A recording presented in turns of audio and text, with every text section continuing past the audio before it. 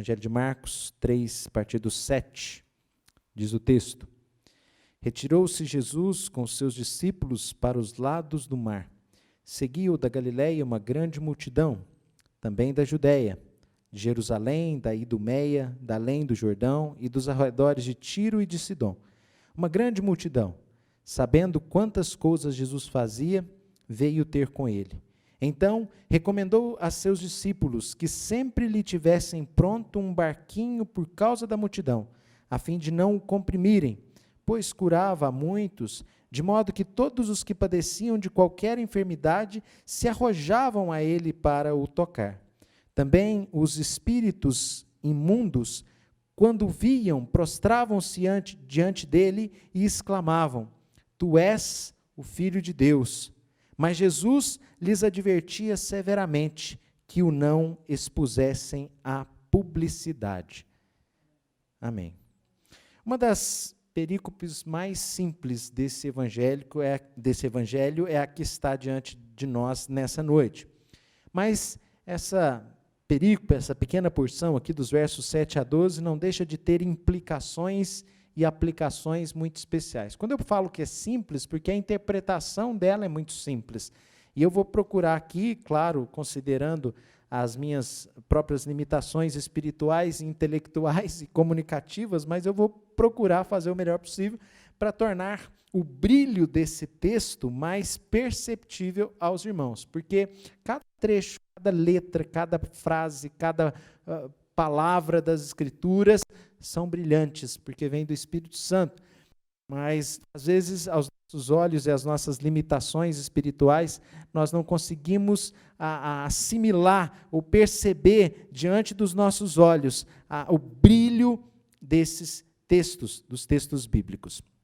Bom, em termos de narrativa, nós podemos facilmente perceber que essa narrativa trata-se aí de uma decorrência de tudo que nós temos acompanhado nas mensagens anteriores. Quais mensagens? Que nós temos visto aqui nesse evangelho, domingo após domingo, né? Claro, com intercalações de outros livros bíblicos, mas aqui nós temos a decorrência de tudo que aconteceu, de tudo que vem acontecendo, dos milagres, da demonstração de autoridade de Jesus, dos ensinos de Jesus, tudo isso fez com que Jesus se tornasse uma pessoa pública, e isso faz tempo, desde que ele curou aquele leproso, no final do capítulo 1, capítulo 1, versos 40 a 45, o verso 45 já diz que Jesus não podia mais ficar em lugares públicos, ele tinha que se retirar a lugares isolados, porque a multidão vinha ao seu encontro. Afinal de contas, a multidão tem ciência dos milagres que ele tem feito, da autoridade dele demonstrada, do ensino dele que é especial, que chama atenção, que é diferente de tudo aquilo que eles já viram. Na verdade, a primeira vez que nós encontramos uma narrativa dele ensinando na sinagoga de Cafarnaum, é exatamente isso que chama atenção. No capítulo 1, nós já passamos por esse texto, verso 21 a 28, é a autoridade que ele falava. Não eram como os religiosos daquela época, dos escribas, dos fariseus, que não ensinavam com a autoridade que Jesus tinha. Ele era diferente, isso já chamou atenção, e isso move uma multidão que o procura. Isso gera uma busca pela sua pessoa, e essa busca gera uma resposta. E por esse motivo que eu propus que o tema da nossa reflexão fosse exatamente esse: busca e resposta. Quem acompanha a igreja pelas redes sociais, sempre na sexta-feira, o tema e o texto é disposto, e o tema é esse: busca e resposta. E eu posso mostrar para vocês, e eu passo também a mostrar para vocês, nesse texto, dos versos 7 a 12 aqui de Marcos 3, essa realidade de uma procura, de uma busca, e eu vou procurar trazer também uma aplicação, uma implicação envolvida nessa busca, e também essa resposta. Mas além da busca e da resposta, eu diria mais, o texto nos revela também um motivo. Mas vamos então ao texto e perceber primeiramente a busca, que está narrada dos versos 7 a 8. Veja: retirou-se Jesus com seus discípulos para os lados do mar. Isso é interessante. Isso é interessante porque quando nós olhamos no capítulo 2, você que está com a sua Bíblia aberta, quando ele tem o primeiro conflito com os fariseus, que nos é narrado naquela cura que ele fez do paralítico naquela casa em Cafarnaum, que estava abarrotada de gente, foi preciso descer o paralítico pelo telhado, e quando Jesus perdoa o pecado publicamente daquele paralítico, o que acontece? Gera o primeiro conflito com os religiosos da sua época, que não admitem que alguém, um homem, possa perdoar pecados, porque eles realmente não têm consciência da pessoa de Jesus. E aqui no verso de número 13, depois desse conflito administrado, nos versos de 1 a 12, que é a narrativa toda, mas especialmente ali nos versos 6, alguns dos escribas estavam assentados, capítulo 2, verso 6, e arrazoavam em seu coração, e questionavam o ato de Jesus, e Jesus então traz uma resposta a ele, mas depois desse conflito nós vemos no verso de número 13 aí do capítulo 2, que saiu Jesus para junto do mar. E agora Jesus teve um conflito novamente com os fariseus na sinagoga, porque é o texto que nós falamos pela manhã, um homem que está com a mão atrofiada, Jesus curou esse homem, e Jesus mostrou para todos ali que pior do que um homem que estava com a mão atrofiada é que os religiosos daqueles dias, os fariseus, tinham suas almas, seus corações, sua espiritualidade, sua relação com Deus atrofiada. E o que acontece? Depois desse conflito, novamente, Jesus vai, parece que pegar ali uma brisa do mar da Galileia para dar uma refrescada. Ele é totalmente Deus, totalmente homem, e ele então sai de novo para os lados do mar, do mesmo modo que ele saiu lá no verso 13 para junto do mar, depois de um novo conflito, ele se dirige novamente para os lados do mar. Isso é muito interessante. E aí o que acontece? Uma multidão vem atrás de Jesus. E é interessante que o verso 13 diz que aconteceu a mesma coisa, porque nós já estamos no momento em que Jesus não pode mais se esconder daquela multidão. Há uma busca, e nós vamos falar por que dessa busca. E esse é o primeiro ponto aqui da nossa mensagem, a busca. Que busca é essa? Por que essa busca? Veja que lá no verso 13, uma multidão vinha ao seu encontro, capítulo 2, verso 13. Ele sai para o mar e a multidão vem. E agora de novo, ele sai para o mar e essa multidão vem de novo ao seu encontro. É interessante que Jesus está procurando ali se retirar da confusão, mas a multidão não deixa. Mas por que ele queria se retirar da confusão, né? Eu não coloquei antes aqui. Não era a hora ainda do enfrentamento final, quando, na verdade, no verso 6 do capítulo 3, nós vimos pela manhã, os fariseus conspiravam contra ele, e o momento final desse enfrentamento é a prisão de Jesus, a morte de Jesus. Então, não estava na hora, por isso ele se retira desses conflitos, mas a multidão não deixa de segui-lo. E essa multidão vem atrás. É interessante percebermos como é que a notícia se espalha de uma tal maneira, porque o verso 7, na parte B do versículo, né, a primeira só traz essa informação que ele vai para o lado do mar, mas a segunda parte nos mostra que essa multidão vinha de um grande e ampla dimensão geográfica. Veja, da Galileia, uma grande multidão, a Galileia ali, de fato, a região que Jesus está, de Cafarnaum, mas também da Judeia, de Jerusalém, da Idumeia, da além dos arredores, da além do Jordão, além do Rio Jordão, os arredores de Tiro, de Sidom, uma grande multidão.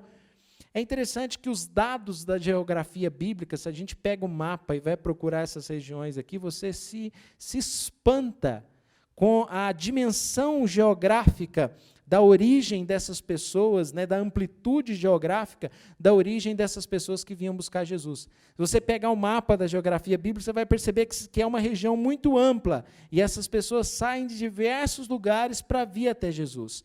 Isso nos faz pensar em algumas verdades.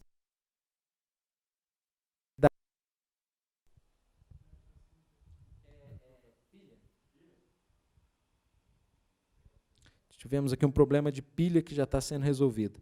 Mas isso nos faz perceber que uma verdade dos evangelhos, que Jesus, de fato, veio para o mundo. Deus não amou a Galileia, Deus não amou Cafarnaum, Deus não amou a Judeia, Deus não amou Jerusalém. Deus amou o mundo e deu o seu Filho para que todo aquele que nele crê não pereça, mas tenha vida eterna. Essa amplitude geográfica dessa busca a Jesus nos aponta para esse propósito de Deus, que Deus tem para o mundo inteiro, né? Foram escolhidas pessoas de todas as nações, de todas as etnias, não tem nenhuma predileção, digamos assim.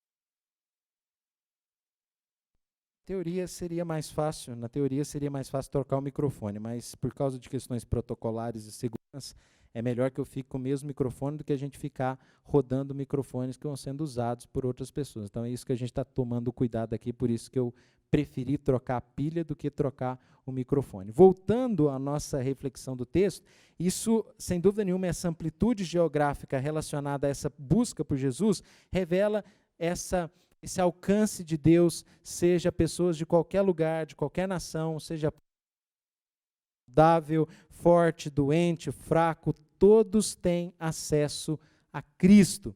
Jesus não despreza, nunca desprezou ninguém. O Senhor Jesus disse, que vem a mim, jamais lançarei fora. O que vem a mim, jamais lançarei fora.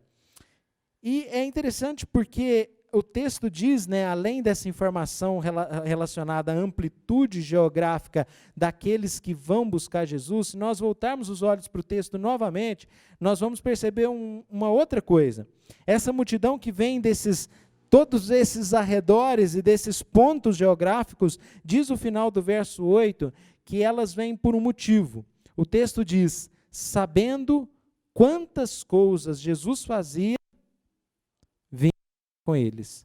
Sabendo quantas coisas Jesus fazia. Talvez a gente vai ter que trocar o microfone, né? Podem ficar à vontade se vocês quiserem providenciar isso, não tem problema.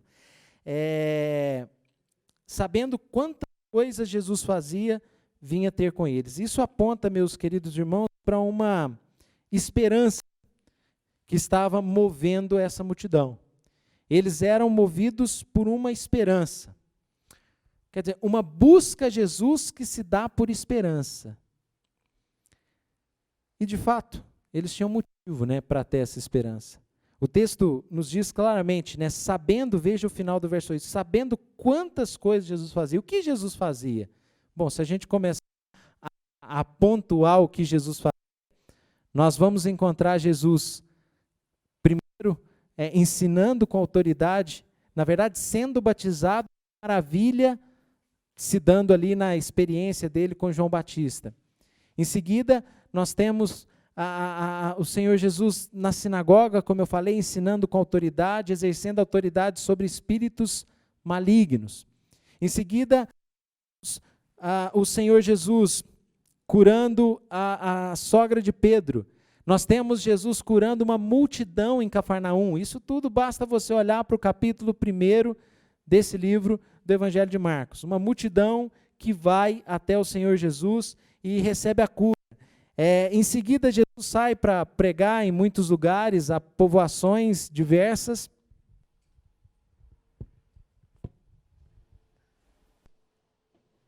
E isso tudo vai correndo. Cada pessoa, imagine que cada pessoa, se tem uma multidão que foi curada às portas da casa de Pedro, imagine que cada pessoa se torna uma testemunha. E isso, mesmo que não houvesse Facebook, Instagram e coisas assim, um falava para o outro e o outro para um, e sem dúvida nenhuma, cada um se torna uma testemunha de Cristo, e isso faz com que a esperança mova todas essas pessoas para irem até Jesus. E isso nós vamos ver se repetindo durante todo o ministério de Jesus. E tinha que ser assim, e a gente vai ver por que tinha que ser assim, meus irmãos. Mas eu chamo para que a gente possa fechar essa primeira consideração dos versos 7 e 8, que nos fala dessa busca das pessoas a Jesus. Essa busca. A minha questão, o que eu levanto para nós pensarmos, é que se a gente sabe que Jesus não rejeita ninguém, a amplitude geográfica é um sinal. Até regiões aqui que eram gentílicas, Tiro, Sidom.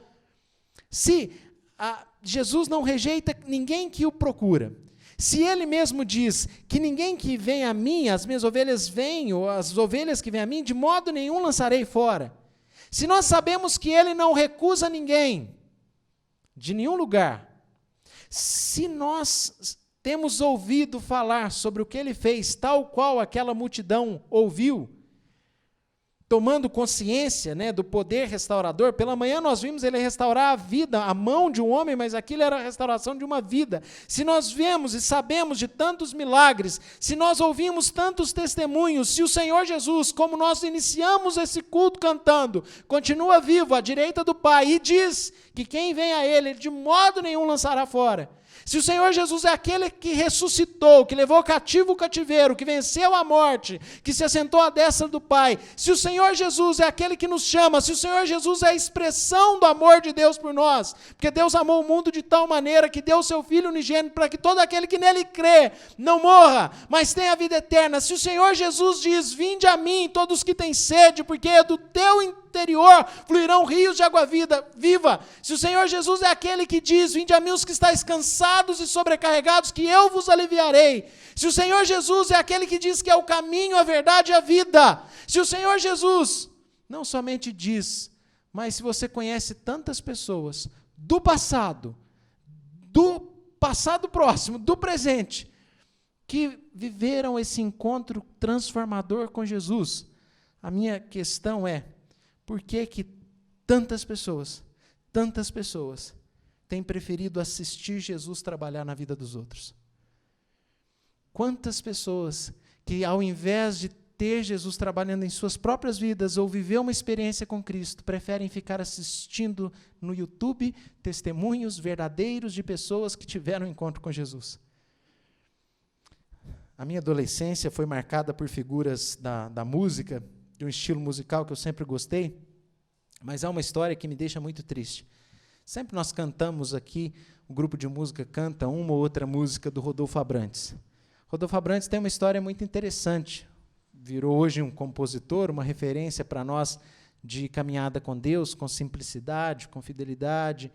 E eu já ouvi, né, uma entrevista em que ele conta da sua relação com aqueles que ele convivia na época do seu auge, né, na época da sua fama. E aqueles que não sabem, né, o Rodolfo Abrantes teve ali uma decisão em relação a seguir a Cristo, no momento em que ele estava na crista da onda, vamos dizer assim, momento de auge na carreira musical, líder de uma das maiores e mais importantes bandas, né, de um pop rock no contexto dos anos 2000 no Brasil.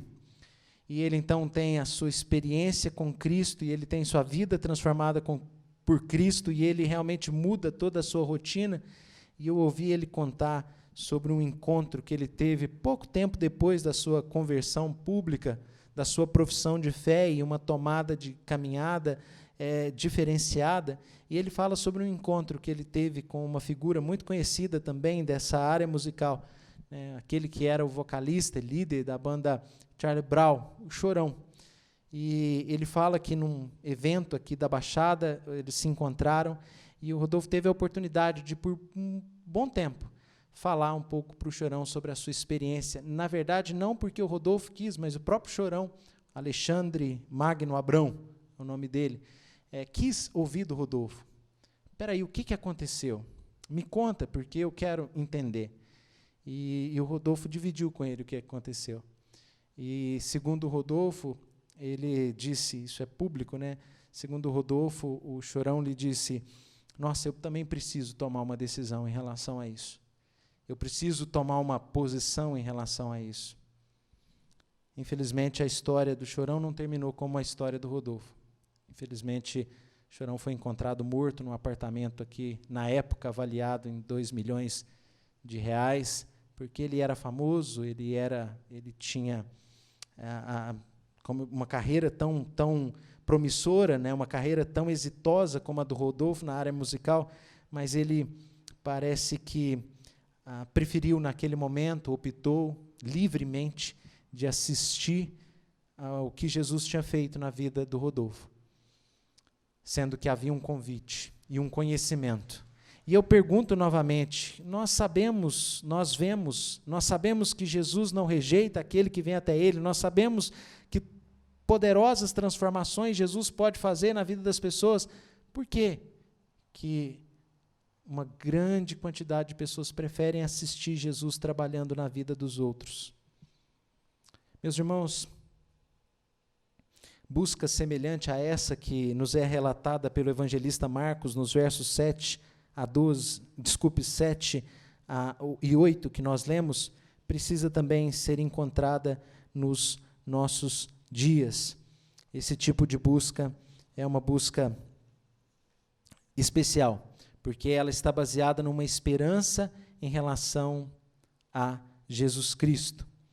Mas os versos posteriores, o verso 9 em diante, já não vem falar mais de uma busca, mas vem falar de uma resposta que Jesus deu àquela busca.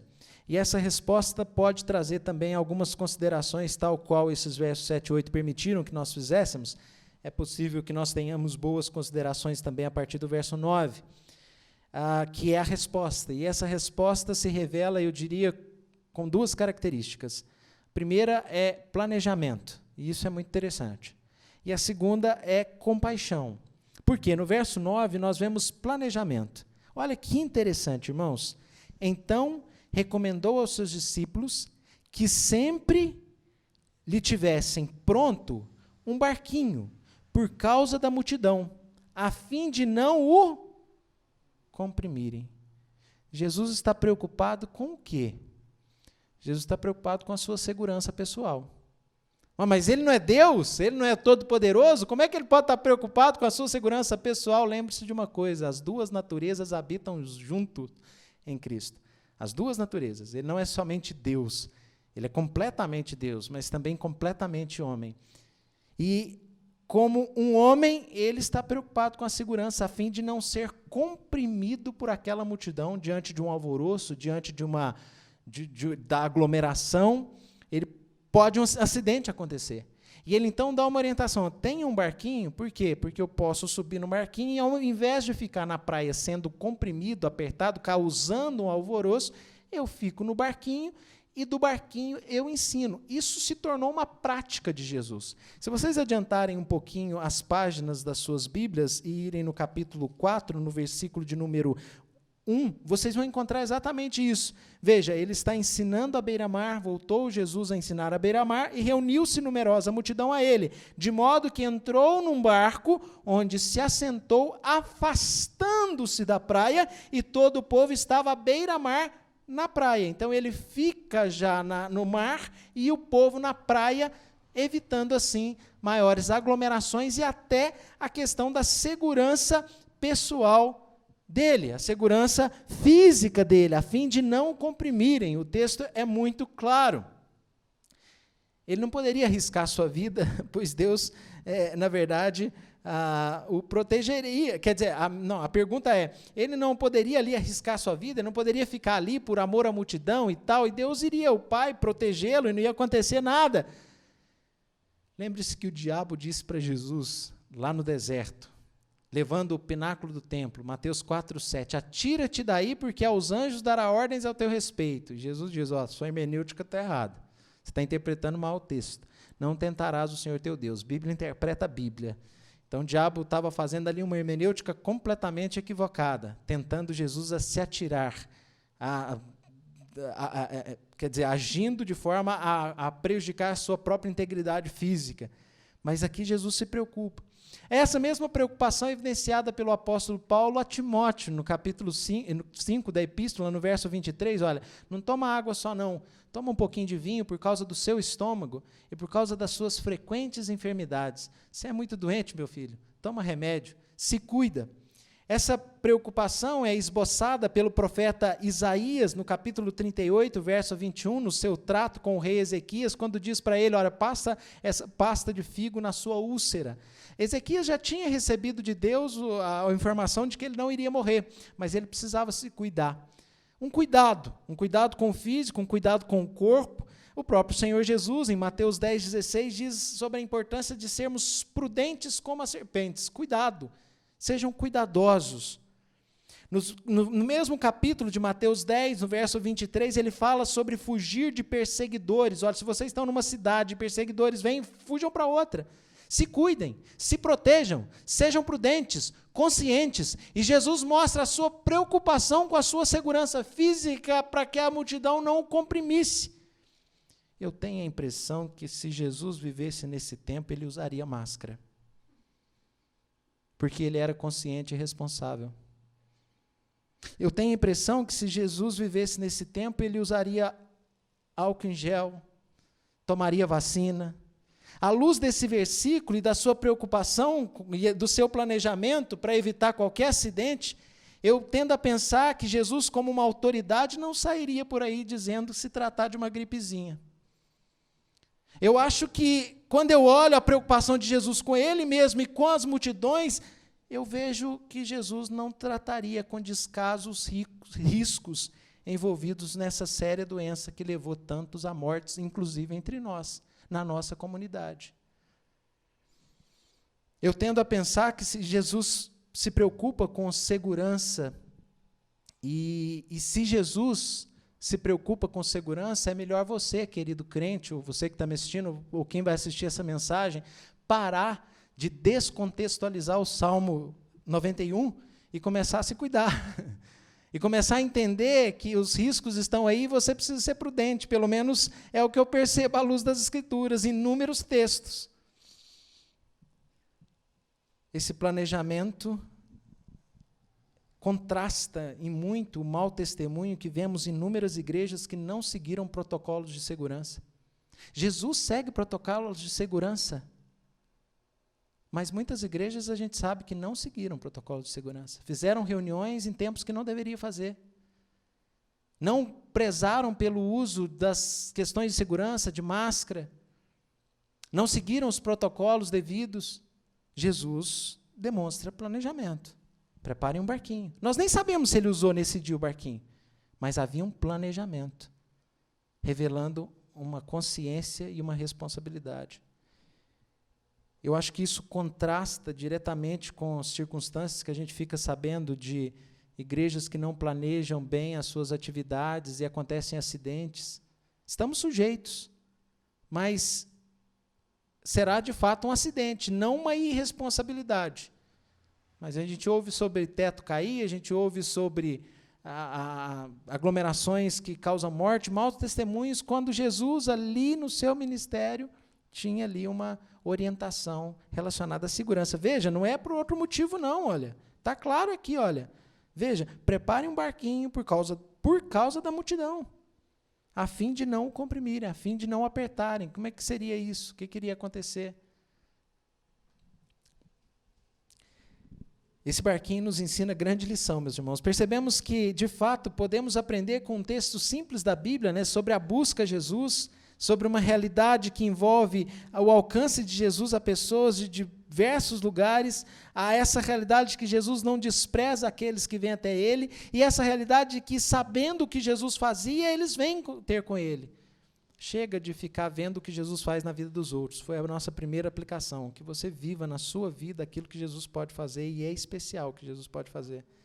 Segundo lugar, percebemos aqui esse planejamento de Jesus, mas não é só planejamento. Olhando ainda para a resposta de Jesus, eu vejo também compaixão, porque o texto no verso 10 diz que ele curava muitos, de modo que todos os que padeciam de qualquer enfermidade se arrojavam a ele para o tocar, vinham até ele para o tocar.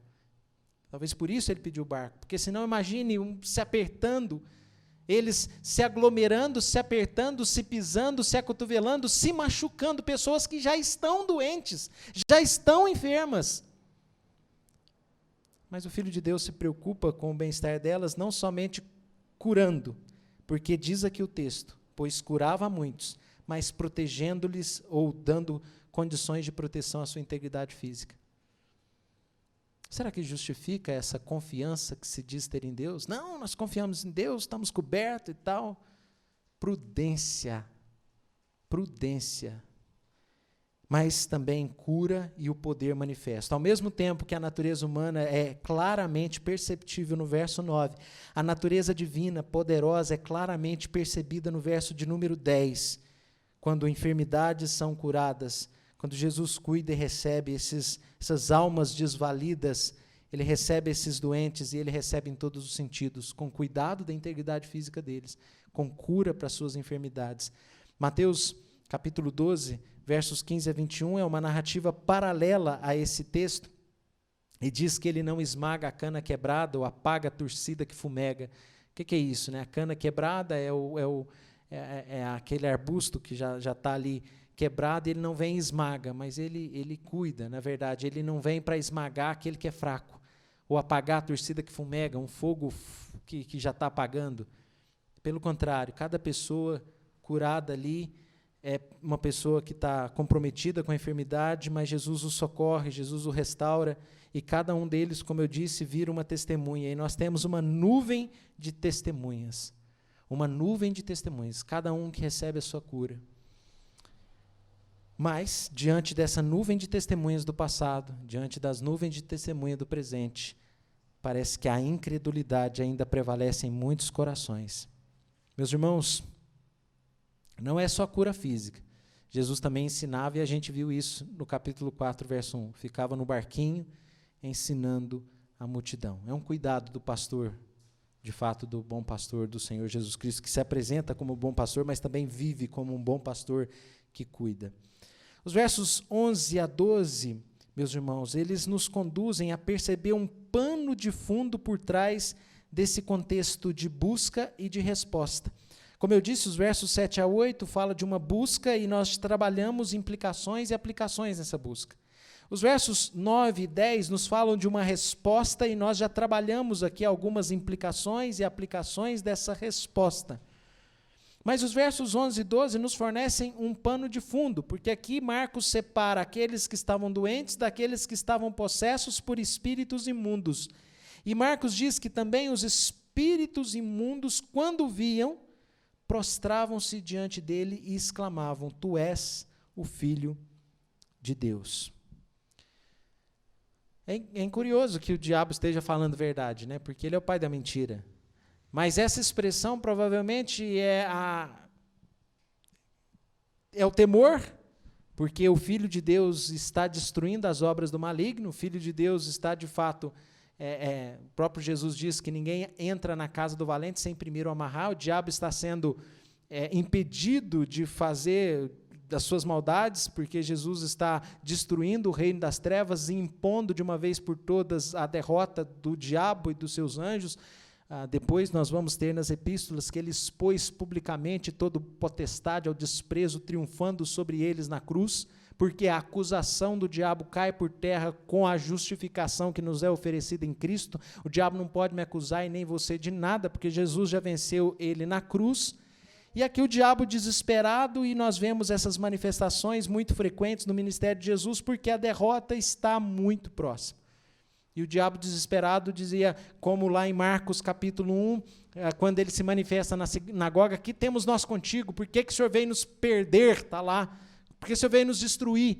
E talvez seja de fato essa expressão, é porque o diabo de fato não podia ficar de pé e não podia ficar sem declarar o senhorio e a majestade do Senhor Jesus. E o diabo então diz: Tu és o Filho de Deus. Para alguns intérpretes, essa fala do diabo, na verdade, era para tentar desviar Jesus dos seus propósitos, dos propósitos do Pai. Assim ele incitava a multidão a querer coroá-lo como rei, e ele se desviava do propósito para qual ele veio. Ou seja, mais uma tentativa frustrada do diabo que não conhece o Filho de Deus. Mas não tem um sentido único apenas. Nós temos aqui outras propostas, né? Talvez porque,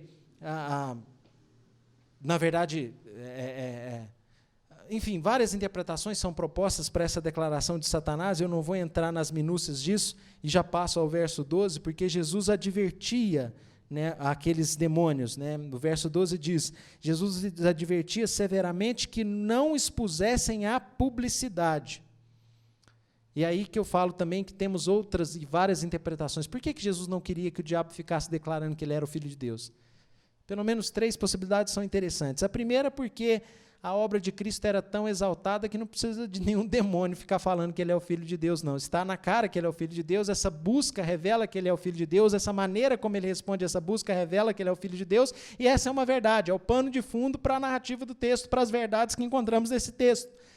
Então, não precisa de nenhum demônio falar quem Jesus é, porque está explícito quem Jesus é pela narrativa dos evangelistas. É melhor que o Espírito nos revele pelos evangelistas do que da boca suja do inferno. Esse é um ponto, que Jesus não precisa dessa declaração e não quer essa declaração e não quer o seu nome na boca mentirosa do diabo. A segunda questão é que não era a hora, né? Nós sabemos que o Filho de Deus iria se revelar plenamente, posteriormente, dentro dos propósitos que Deus estabeleceu, até mesmo para a sua prisão e crucificação. Essa ainda não era a hora. E outra, né, os escribas já iriam acusá-lo posteriormente de que ele estava mancomunado com o diabo, né, assim blasfemando contra o Espírito Santo, relacionando a obra de Deus com a obra do diabo. Nós vamos ver isso em domingos posteriores. Então, essa declaração do diabo podia ser até argumento dos escribas para dizer, está vendo como é que ele está junto com os demônios, que os demônios reconhecem? Mas eu diria que os demônios se prostravam e reconheciam porque não tinham outra coisa a fazer. Eles eram impelidos pela divindade e santidade de Cristo a se prostrarem e declararem quem ele é para a glória dele mesmo, porque diante dele todos devem confessar, todo joelho se dobrará, e eles já estavam se dobrando, fato que acontecerá no último dia, como a Escritura diz e que nós cantamos também em um dos cânticos nessa noite. Queridos, nós chegamos ao final do texto, nós já falamos do verso 12, que é o último versículo desse texto, e eu trago aqui na nossa conclusão as considerações que foram feitas nesse texto. Primeiro falamos de uma busca, e essa busca tinha uma motivação, e a motivação era esperança, esperança baseada no que ele fazia, ouvindo, veja, sabendo quantas coisas Jesus fazia. Eu diria que essa busca, ela é extremamente especial, atual, e deveria estar presente além dos nossos corações, que devemos buscá-lo continuamente, porque ele continua sendo a resposta, mesmo que ele já tenha feito, através do Espírito Santo, a obra de novo nascimento, ele continua sendo a saída, a resposta, a esperança para cada um de nós. Essa busca cheia de esperança é algo que deve estar presente na nossa vida. Essa busca é especial, ele é o Filho de Deus, e ele não rejeitará ninguém que vem até ele, vem pessoas de todos os lugares, o propósito é indistinto. Seja qual for a nacionalidade, a pessoa, o sexo, a raça, seja bem-vindo. Jesus te chama, vinde a mim, os que estáis cansados, sobrecarregados, que eu posso aliviar, se vocês se unirem a mim em fé. Essa resposta dada por Jesus revela um contraste de realidade e de compaixão. Quando eu falo realidade, um contraste aí de um planejamento que desafia muitas posições aí, a negacionistas do nosso tempo, que não reconhecem os perigos envolvidos em doenças sérias, envolvindo em riscos sérios, falta de planejamento em vários aspectos que expõem as pessoas a um risco eminente. E Jesus não. Jesus é muito cuidadoso. Mas, acima de tudo, a compaixão de Jesus é demonstrada por aqueles que não se preocupam com a integridade física das pessoas, no sentido só de um acidente, mas, além disso, cura as pessoas que se aproximam dele e o tocam, porque ele é compassivo e curou a muitos, de modo que todos que padeciam de alguma enfermidade vinham para nele tocar, porque dele saía poder, igual aconteceu lá em Marcos 5 com aquela mulher que tinha hemorragia e toca nas vestes. Se eu tocar apenas nas suas vestes. E, de fato, Jesus continua ao nosso alcance, embora não fisicamente, ele estará presente, não fisicamente, porque o pão não vai se transformar, mas de uma maneira espiritual ele vai estar conosco.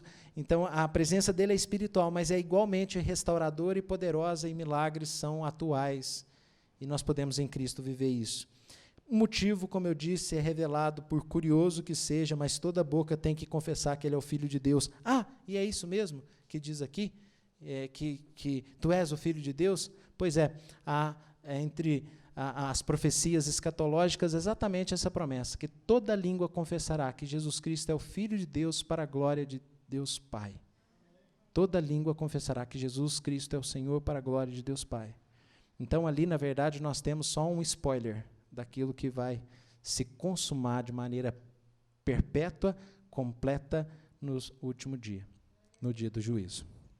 Amém.